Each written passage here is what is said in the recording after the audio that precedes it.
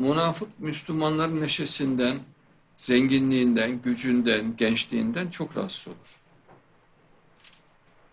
Onu engellemek ister ama tabii Müslüman aklıyla baş edemeyeceği için akşama kadar ona çare aramakla geçer ömür.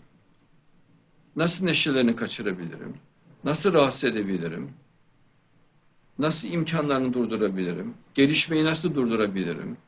Tebliğleri nasıl durdurabilirim? Bunun peşindedir münafık. Ama şeytandan akıl aldığı için etkisi zayıf olur. Yani gücü yetmez. Yani Allah onu belirli bir derecede güce sahip kılıyor münafığı. Yani öyle alabildiğine özgür değildir münafık.